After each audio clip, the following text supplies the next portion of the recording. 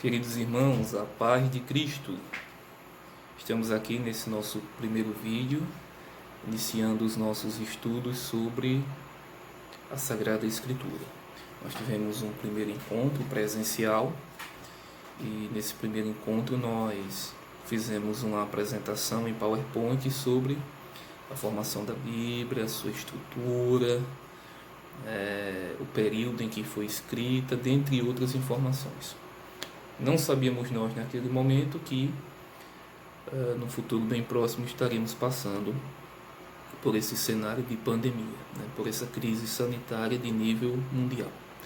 De qualquer forma, eu espero que todos estejam bem, todos estejam certamente confiantes nas providências de nosso Senhor Jesus Cristo e perseverantes na fé. Bom, para hoje, pessoal, eu trouxe aqui algumas das Bíblias que eu costumo usar, não na ordem de utilização, mas essa aqui vocês já conhecem. Essa aqui é a Bíblia do Centenário, da nossa arquidiocese. Ela é um marco, 100 anos da nossa igreja arquidiocesana, que certamente tem transmitido de forma bastante fiel o Evangelho de nosso Senhor Jesus Cristo. Eu tenho essa aqui também, essa aqui que eu costumo usar com mais frequência agora, que é a Bíblia Católica. Acho que ela está atrapalhando um pouquinho do jovem. Ela tem várias notas para orientar adolescentes, jovens que estão adentrando agora na vida mais compromissada. Então, é também uma das traduções de Ave Maria, É uma Bíblia bastante interessante. E eu tenho também essa aqui, que é uma que eu tenho há mais tempo. Isso aqui, por incrível que pareça, é uma Bíblia protestante. Como dito no primeiro encontro, ela tem 7 livros a menos, no entanto, ela tem uma comunicação bastante interessante, tanto é que saiu uma versão dessa Bíblia aqui, dessa tradução católica, que eu tenho não aqui, mas em União dos Palmares, acrescentado em 7 livros que aqui não estão. Por que eu trouxe essas 3? Porque é interessante que nós tenhamos mais de uma tradução, mais de uma linguagem. O somatório delas traz um arcabouço de informações bem maior, que certamente facilitará a nossa compreensão, o nosso entendimento. Eu queria só ressaltar os nossos objetivos desse estudo, que são o seguinte, Primeiro, é uma familiaridade maior com as Sagradas Escrituras. Estudos apontam que a Bíblia é o livro mais vendido do mundo. No entanto, não é o livro mais lido do mundo. Então, costumeiramente, nós observamos famílias que possuem a Bíblia em casa, mas fechada. E aí a Bíblia fechada, ela não comunica o que Deus tem a nos falar. Depois, dessa familiaridade maior, nós abordaremos também a sua estrutura, como assim já fizemos, mas agora em forma de exercício. Então, nós mostramos a concepção, a estrutura em 2 testamentos, 2 alianças, 2 grandes alianças, 2 grandes testamentos, a formação e a estrutura de cada um dos testamentos. Nós hoje vamos começar falando sobre o Evangelista Mateus, que é o primeiro livro do Novo Testamento, mas nós vamos também sugerir algumas leituras do Antigo Testamento. Então, para iniciar, antes de mais nada, gostaríamos de destacar que a Bíblia ela é uma fonte muito importante de comunicação de Deus para com a humanidade. Então, nós poderíamos, por assim dizer, que hoje, de forma concreta, ela é a principal fonte de comunicação do plano salvífico de Deus para com a humanidade. É nela que nós encontramos a origem da nossa criação, a nossa essência, e também a razão do nosso existir. No entanto, ela não é a única forma de comunicação de Deus para com a humanidade. Deus utiliza-se de muitas formas para nos comunicar o seu propósito. Então, nesse nosso grupo nós temos várias pessoas, cada um com a sua história, cada um com a sua realidade, cada um com a sua trajetória. Seguramente Deus já falou conosco de muitas formas ao longo da nossa trajetória. Se nós olharmos no retrovisor da vida, com toda certeza nós vamos identificar momentos em que Deus, tomou providência, e por mais que a gente não tenha como provar, quando relatamos para outra pessoa, mas nós temos a convicção e a certeza de que foi Deus que assim agiu. Então, são muitas as formas de comunicação, a Bíblia é uma delas, e de forma concreta é a principal referência do cristianismo. No entanto, não é a única. Toda mensagem ou toda forma de comunicar, ela quer transmitir algo. A comunicação ela é fundamental. Nos dias de hoje, nós que fazemos parte do encontro de casais com Cristo, nós temos que ter por referência, a clareza de Deus no processo de comunicação para com a humanidade. O que muitas vezes não acontece é a nossa disponibilidade para compreender essa mensagem, ou a nossa entrega para poder absorvê-la. Mas Deus comunica de forma muito clara, como nós vamos perceber no processo de leitura, o seu propósito, e o seu plano salvífico. Explica, inclusive, porque nós vivemos em uma sociedade injusta, porque nós muitas vezes nos desviamos, enfim, dentre outras coisas. É evidente que todo processo de comunicação tem que ter um emissor, Emissor é aquele que emite a mensagem, de onde ela se origina, e nesse caso o emissor é Deus. Por mais que homens tenham sido utilizados como instrumentos para poder registrar essas mensagens da comunicação, mas nós acreditamos, por meio da fé, que a origem da mensagem ela está em Deus. É claro que todos os livros eles trazem elementos históricos, culturais, de suas épocas. E todo estudioso ele precisa ter em mente de que naquele tempo as coisas não eram exatamente como no nosso tempo. Não é que a verdade ou o pensamento de Deus mude de forma alguma, mas nós temos que ter o cuidado de, ao fazer a leitura da Bíblia, procurar entender a essência da mensagem à luz de Cristo, porque Cristo é o centro e a plenitude de tudo que há. Então nós temos que ter esse cuidado, para não, muitas vezes, não levar a leitura ao sentido literal e, por isso, ou em função disso, cometer alguns equívocos de interpretação. É por isso que nós falamos no primeiro encontro do tripé da fundamentação da fé católica, que é a Sagrada Escritura, pelos motivos que nós já colocamos, a Sagrada Tradição, uma vez que nem tudo que se sabe de Cristo foi escrito, teve também muita comunicação verbal, muita comunicação verbal, pais que ensinavam filhos, avós, enfim. Então, durante um bom tempo, inclusive no Antigo Testamento, nós temos vários séculos ali, de pais ensinando a filhos, contando a história que ouviram de seus pais. Então, nós temos esse processo. E nós temos também o magistério da igreja, que é quem é responsável, o Papa junto com os bispos, em fazer toda a interpretação à luz do Espírito Santo.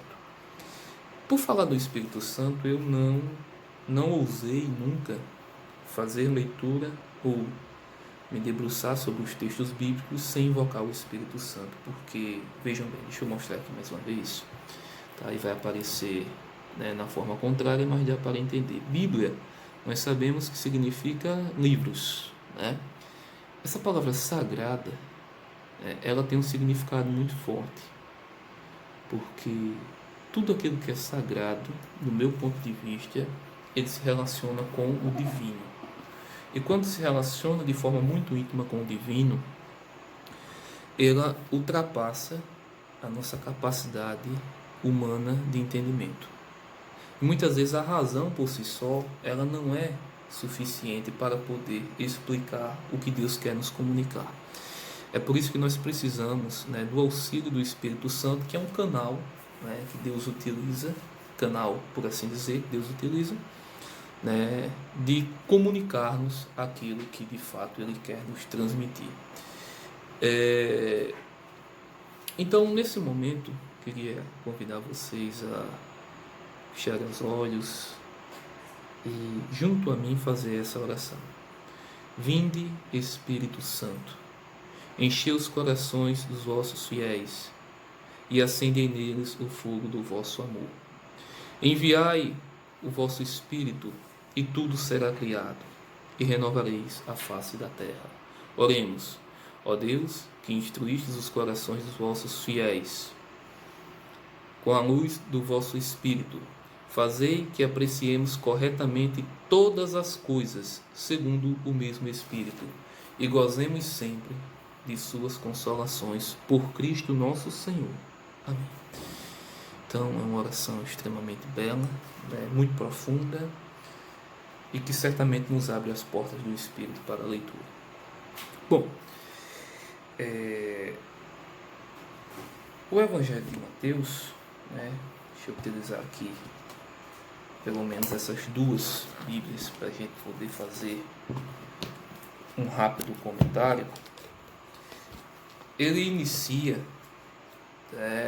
de uma forma muito interessante, tratando da genealogia de Jesus. Esse primeiro capítulo pode ser dividido em duas partes, e por falar em primeiro capítulo, no início nós pensamos em fazer um encontro mensal, abordando 4, 3, 5 capítulos, dependendo da temática. No entanto, como não estamos mais fazendo presencial, a minha sugestão foi que nós fizéssemos um encontro por semana.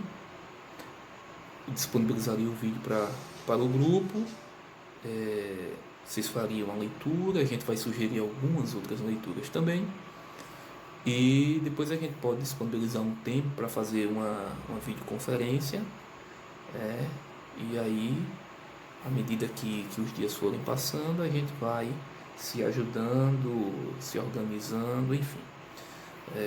Não há pressa, cada um tem o seu ritmo, cada um tem o seu tempo disponível para fazer o estudo. É importante que todos acompanhem, mas a gente precisa do comprometimento de cada um, tá bom? Então, o Evangelho segundo São Mateus, ele deve ter sido escrito por volta dos anos 60, 70 depois de Cristo, Alguns estudiosos, eles questionam essa data, eles consideram que, na verdade, tenha sido escrito um pouco mais à frente. No entanto, isso para nós não é o principal. O principal para nós é entendermos a essência da mensagem. E aí é interessante, quando Mateus, que era um cobrador de impostos, que teve um processo de conversão, como todos nós devemos ter, também chamado de Levi, ele deixou o seu passado para trás. Parece redundância, mas ele deixou os hábitos que possuía, e a partir do encontro com Cristo ele tornou-se um novo homem, um novo ser.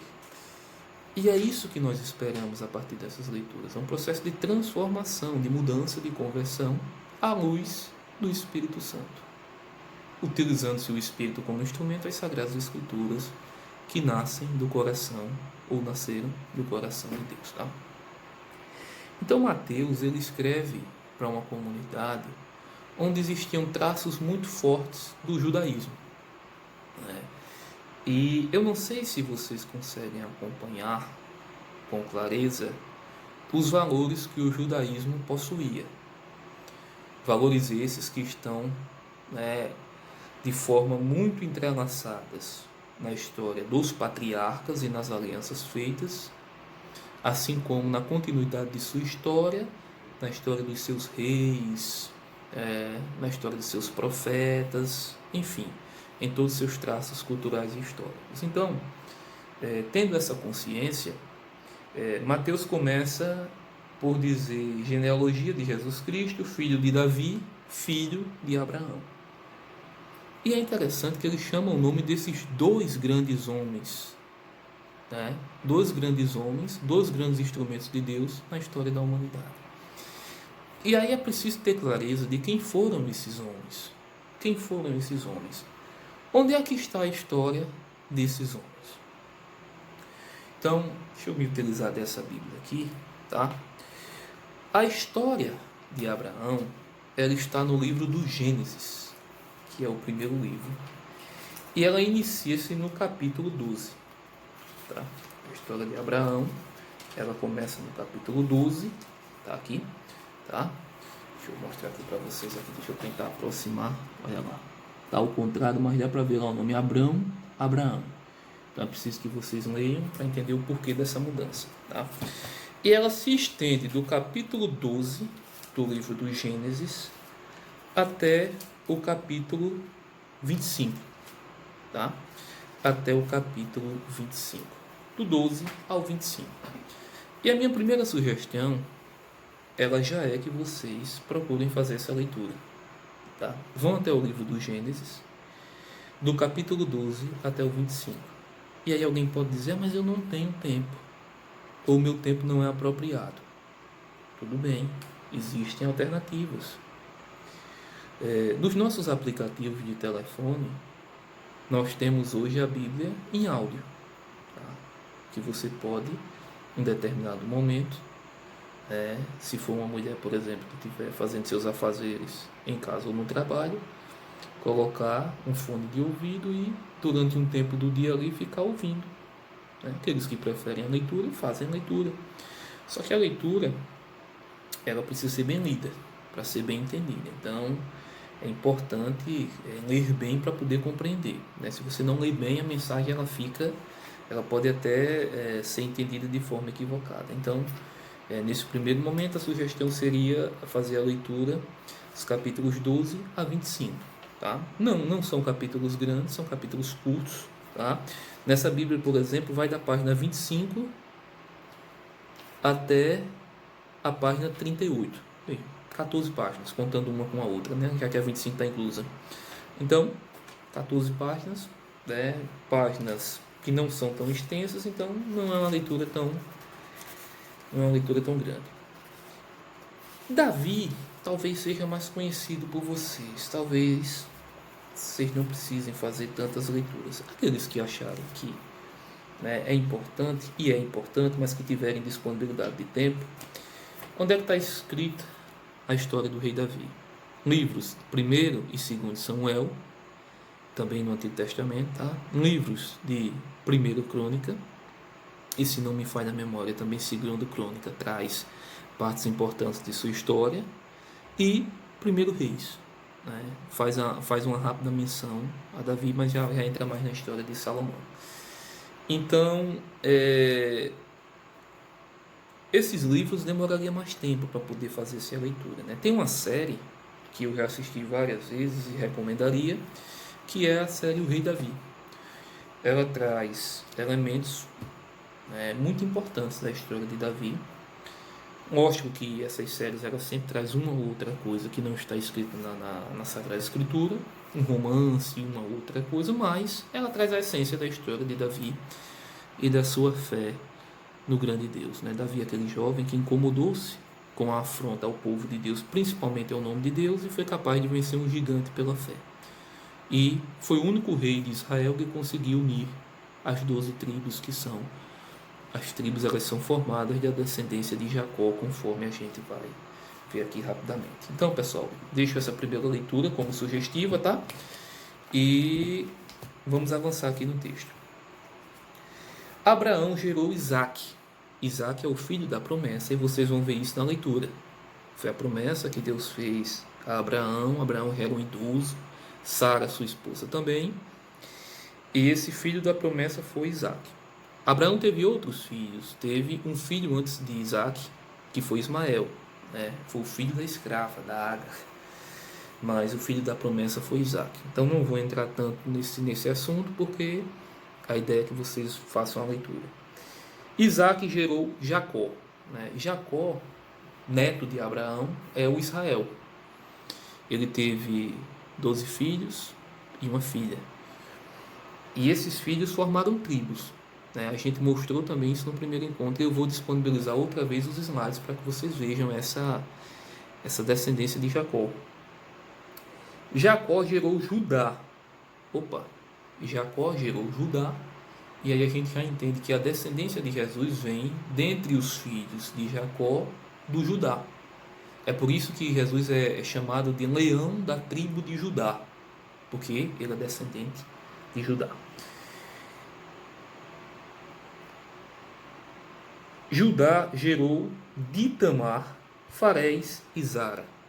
Farés gerou Esrom, parece com o nome do Édron, né? Esrom gerou Arão. Arão gerou Aminadab. Aminadab gerou Naasson. Naasson gerou Salmão. Salmão gerou Boaz de Raabe. Raabe, é interessante conhecer a história. Raabe, ela foi prostituta, mas ela também passou por um processo de conversão.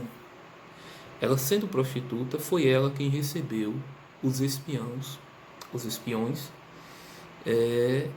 em sua casa, quando eles estavam observando Jericó.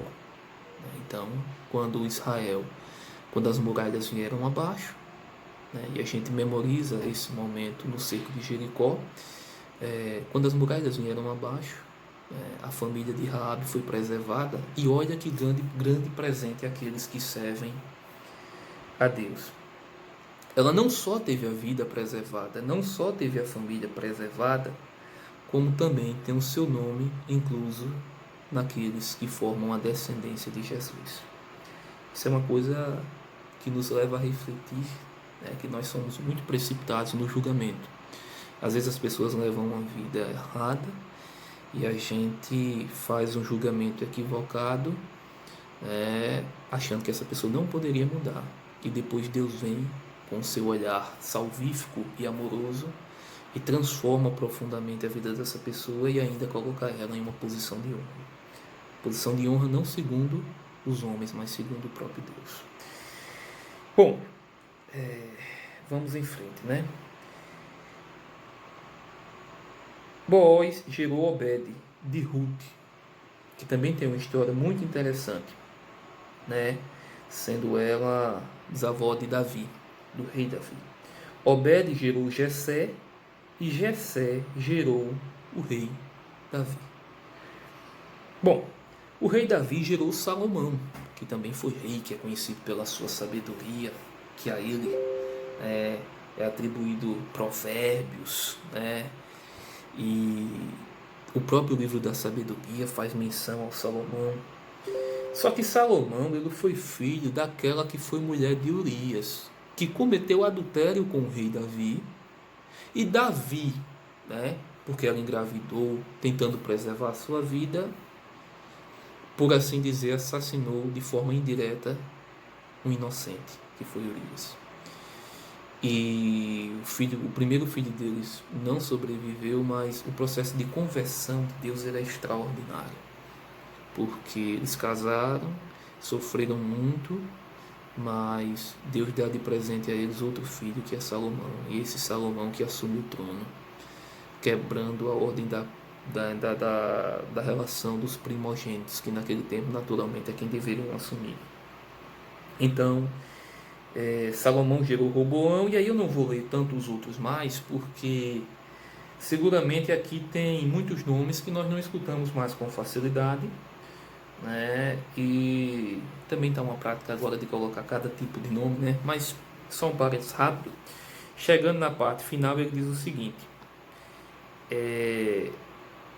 que Jacó, isso já é um outro Jacó, gerou José, esposo de Maria, da qual nasceu Jesus, que é chamado Cristo. Então, o que é que Mateus está tentando comunicar aqui nesse primeiro capítulo? Quer dizer o seguinte: olha, Jesus, ele é a consumação, a concretização das promessas que Deus tem feito ao longo de todos esses anos com o seu povo. Todas as promessas que Deus faz ao seu povo de salvação, o rei esperado, o libertador, o salvador, elas se concretizam em Cristo. Então vocês observem que a comunicação de Deus para a comunidade, ela não começa a partir de Cristo, ela já existia desde muito antes. Desde muito antes. Só que, como de costume de nós seres humanos, nós temos uma mania de ouvir pouco, pensar rápido e tirar conclusões precipitadas. Deus ele faz, por meio de vários homens e mulheres, à luz do Espírito Santo, um processo de comunicação contínua com todos os seres humanos em todos os tempos. Mas as pessoas criaram uma imagem de Jesus preocupante naquele tempo. O Rei Salvador. Por quê? Porque nós, presta atenção nisso que eu vou dizer agora, tá? Focamente aqui. Nós temos uma mania de fazer julgamentos à luz do que a sociedade nos impõe como modelo. Então, para eles, qual era o modelo de um rei salvador naquele tempo? Era um rei que viesse com autoridade, era um rei que viesse com grandes habilidades de guerra, grande capacidade de comunicação com os poderosos, de família nobre, possivelmente, porque Davi foi um homem que, mesmo saindo do pastoreio de ovelhas, mas teve grande prosperidade. Em nenhum momento Jesus apresentou essas características que eles esperavam. E aquilo que é mais importante dentro do plano de Deus não foi suficiente para poder convencer boa parte do povo, que foi o amor, os milagres, as curas, o olhar, os gestos de Cristo, que essa é a chamada comunicação não verbal. Ele fez a comunicação verbal com a palavra e a não verbal muito forte, mas não foi suficiente para convencer a muitos. Então hoje, não é exagero dizer que o Cristo que nós pensamos pode ser diferente daquele que realmente ele é. Por quê? Essas imagens, tá? Essa aqui é a imagem da Sagrada Família. Essa imagem ela tem um simbolismo muito importante para nós aqui em casa, porque ela foi um presente da avó da Carne no nosso casamento, tá? E essa imagem ela quer nos dizer o seguinte, que esse é o modelo de família que nós devemos seguir. No entanto, aqui nós temos a imagem do Cristo menino, São José e Nossa Senhora, mas nós temos tantas outras imagens do Cristo já adulto, e mesmo com a história do Sudário de Turim, existem grandes influências do padrão de beleza que o homem acredita que existe para poder formar a face de Cristo. Então, é uma imagem com traços europeus, tá? Que não necessariamente retratam ou traduzem a face de Cristo. O Padre Zezinho diz com muita sabedoria que para nós basta a Eucaristia como a face de Cristo. Então, eu quis trazer isso só para dizer o seguinte, que não seria exagero dizer que muitos de nós que formamos a Igreja de Deus, nós temos concepções muito equivocadas do reino de Deus. Por quê?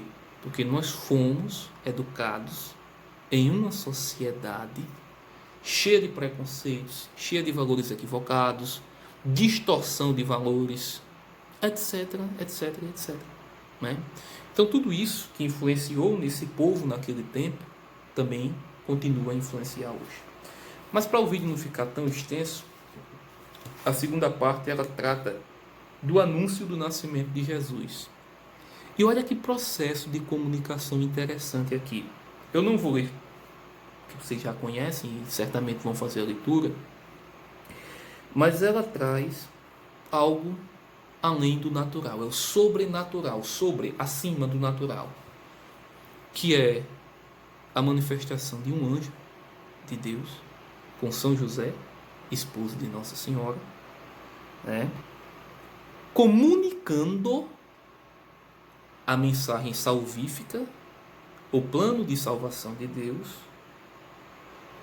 a São José, porque Nossa Senhora estava grávida do Espírito Santo, e essa foi a primeira e a última vez que isso vai acontecer.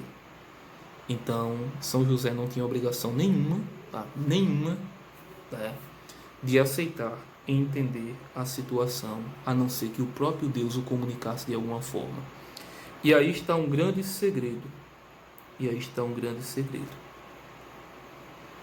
Todos aqueles que se colocam à disposição de Deus, antes que ele deu o primeiro passo, o Senhor o antecede.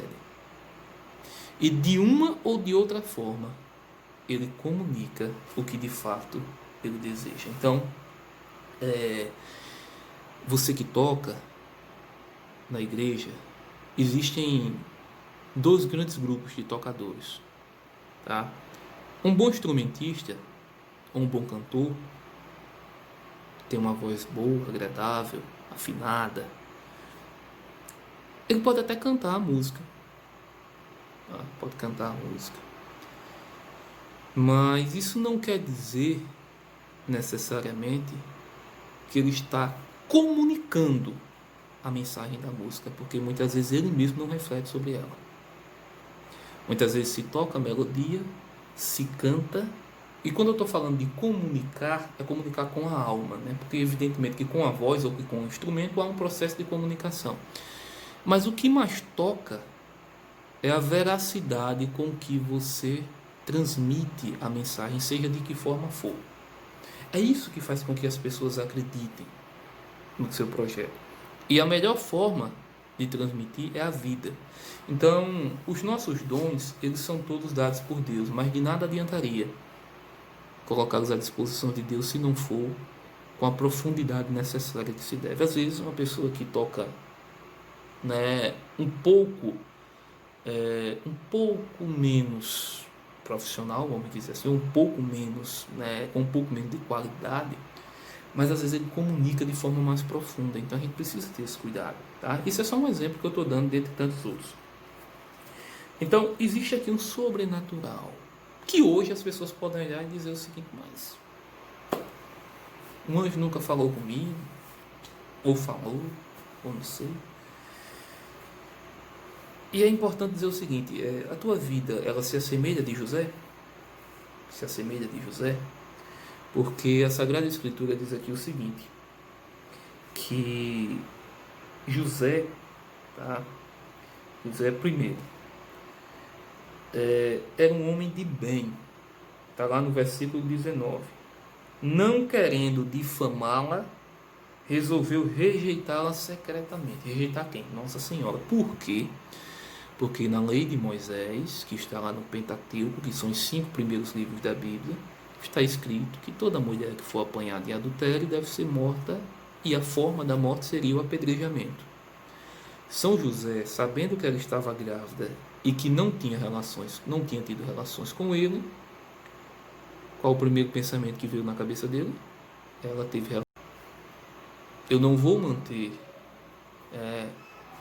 relações com ela, mas relações que eu falo, não relações do ponto de vista sexual, mas relações de noivado, mas vou, né, desfazer secretamente para que ela não seja exposta e não venha a morrer. Quantos de nós faríamos dessa forma? Então, é preciso ter essa vida de fé, essa vida de entrega real e verdadeira, né? Sempre colocando-se à disposição do outro com servidão. A servidão que Deus pede também é muito confundida com a servidão desse mundo. Isso atrapalha. A gente é acostumado a entender a palavra servir nesse mundo como algo que é humilhante, uma relação mais de escravidão. A servidão a Deus é diferente. Nossa Senhora do Magnífico, ela fala da servidão dela, mas é totalmente diferente.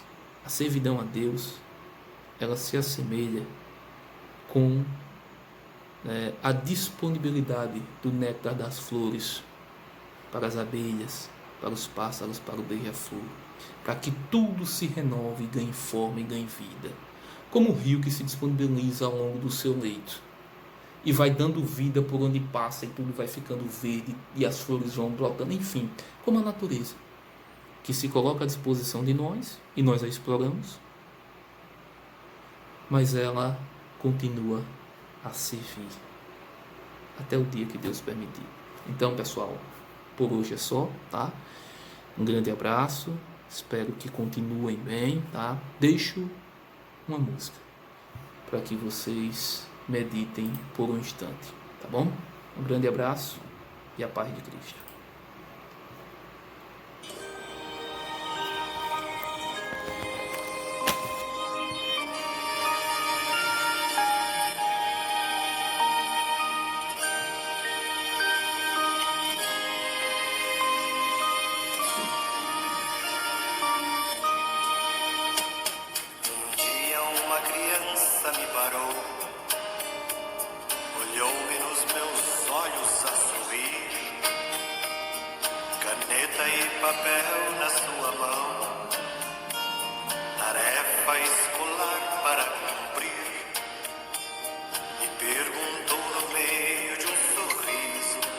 que é preciso para ser feliz. Amar como Jesus amou, sonhar como Jesus sonhou, pensar como Jesus pensou, viver como Jesus viveu, sentir o que Jesus sentia, sorrir como Jesus sorria, e ao chegar ao